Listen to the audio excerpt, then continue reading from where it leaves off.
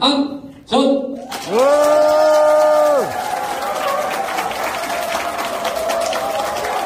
오늘 제가 강연할 주제는 말벌 전문가가 알려주는 말벌에 대한 오해와 진실입니다. 저의 삶의 20년은 말벌과 함께한 인생이었다고 할 수 있습니다. 그러다 보니 TV 출연도 많이 했었고요. 여러분, 정글의 법칙이라는 프로그램 아시죠?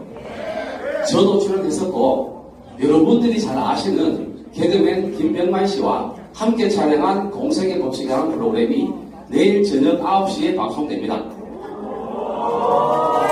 많이들 시청해 주시고요. 저는 미국 농림축산식품부의 의뢰를 받아서 경북대학 교수님들과 함께 말벌에 대해 연구도 하고 있고, 또 소방관을 대상으로 말벌에 대한 강의도 조금 하고 있습니다. 오늘 저의 강의가 여러분들에게 조금이나마 도움이 되셨으면 좋겠습니다. 오늘 강의할 내용은 말벌의 종류와 특성, 말벌에 대한 오해와 진실, 벌쏘임을 당했을 때 어떻게 대처해야 되는지에 대해서 한번 알아보도록 하겠습니다. 먼저 영상부터 보시겠습니다. 네, 추석을 앞두고 벌초에 나서는 분들이 많은데 곳곳에서 벌에 쏘이는 사고가 잇따르고 있습니다. 특히 이맘때는 산란기를 맞은 벌의 공격성이 매우 강해서 노약자들에게는 아주 치명적이고요. 오늘 김기홍 기자.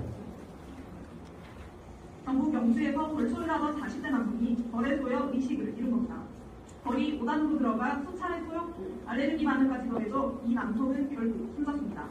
이 같은 벌쏘임 사고는 지난 주말 사이 경북에서만 100여 건, 전국으로는 수백 건이 발생했습니다. 이 가운데 한 명이 숨졌고 2명이 중상을 입었습니다. 매년 8, 9월이 되면 벌쏘임 피해 사례가 많이 발생하고 있습니다. 벌쏘임 피해를 방지하기 위해서는 무엇부터 알아야 할까요? 그렇죠. 말벌에 대해서 제대로 알아야겠죠. 말벌의 종류는 정말 다양합니다. 특히 조심해야 될 말벌은 여기 보시는 장수말벌, 등검말벌, 털보말벌, 또 땅벌입니다. 특히 장수말벌 한번 보시겠습니까? 굉장히 크죠? 전 세계에서 가장 큰 말벌입니다. 독의 치명률도 상당해서 꼭 조심하셔야 됩니다. 다음은 말벌의 특성인데요. 말벌은 소리보다 진동에 민감해서 진동을 느끼게 되면 자기 벌집이 공격을 받는다고 생각해서 정찰조가 벌집 주위를 맴돌다가 위협이 좀 더 가까워지면 딱딱딱 소리를 내면서 경계 태세를 갖춥니다. 자, 이 영상은 작년에 제가 출연한 방송 영상입니다. 보시는 말벌들 굉장하죠? 어떤 말벌일까요?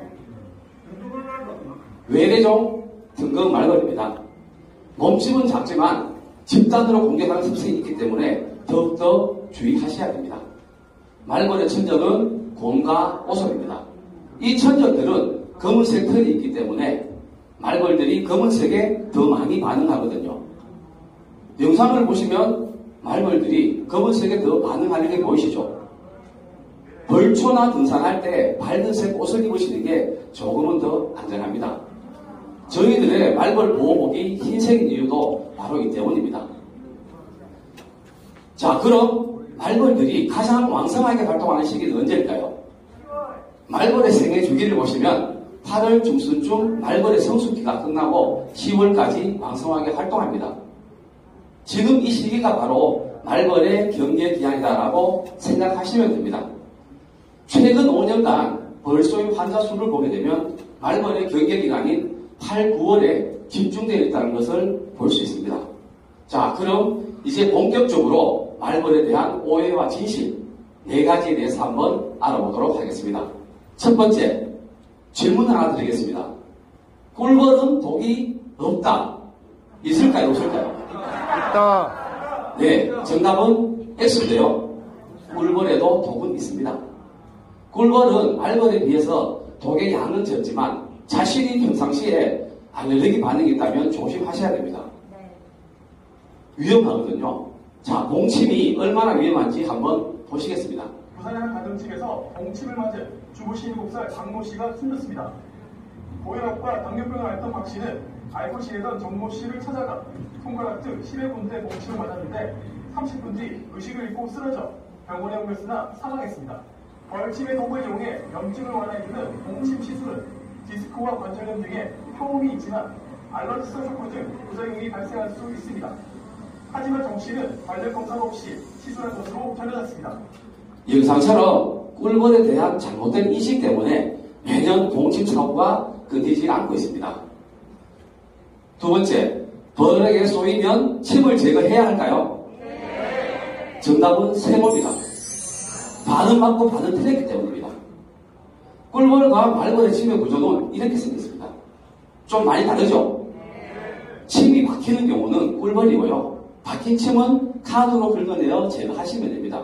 보시는 것처럼 꿀벌은 침을 한번 쏘면 내장이 빠져서 결국 죽게 됩니다.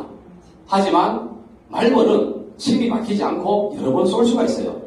그렇다 보니 제거할 침이 없겠죠. 없는 침을 제거하겠다고 막 긁다 보면 감염될 수도 있습니다. 자, 세 번째, 말벌에게 공격받으면 도망쳐야 할까요? 정답은 O입니다. 자, 말벌과 마주쳤을 때는 말벌의 행동을 지켜보면서 뒷걸음치면서 도망가야 합니다. 이미 벌에 쏘였거나 벌집을 건드렸다면 무조건 뛰어서 도망가야 합니다. 벌은 벌집에서 20m 이상 쫓아오지 않기 때문에 그 이상 최대한 멀리 도망가셔야 합니다. 마지막으로 말벌에게 쏘이면 내성이 생길까요? 아니요. 네. 정답은 X입니다. 절대로 내성이 생기지 않습니다. 말벌에 쏘이면 내성이 생겨서 아무리 쏘여도 괜찮다라는 말이 있습니다. 하지만 이것은 사실이 아닙니다. 자, 제 경험담을 말씀드리자면 저도 벌에 참 많이 쏘이면 했었는데 처음에는 괜찮았어요. 하지만 이틀 연속 벌에 쏘인 날은 달랐습니다.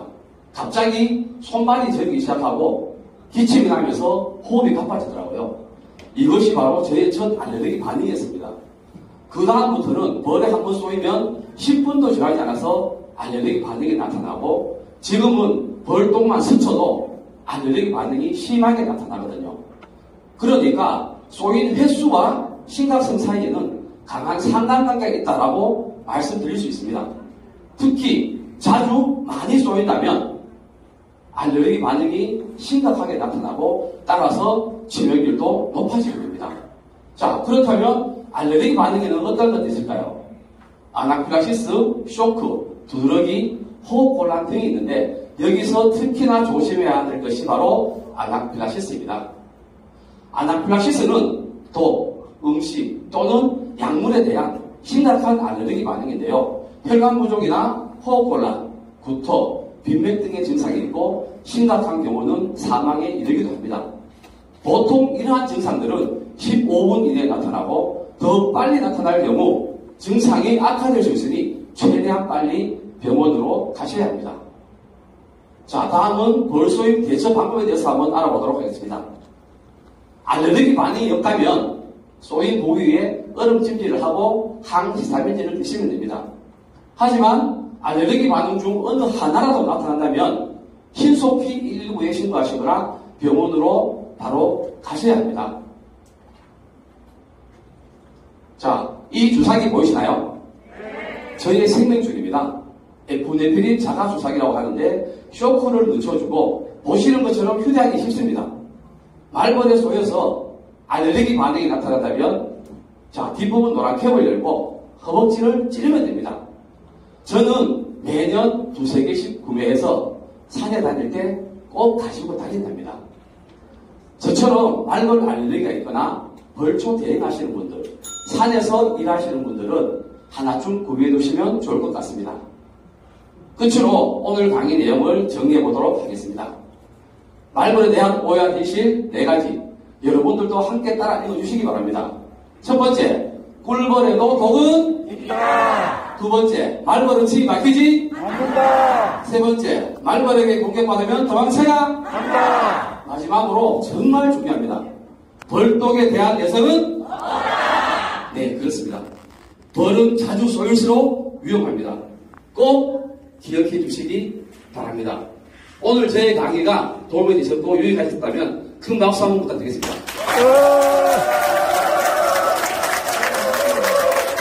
끝으로 저의 강의를 마치겠습니다.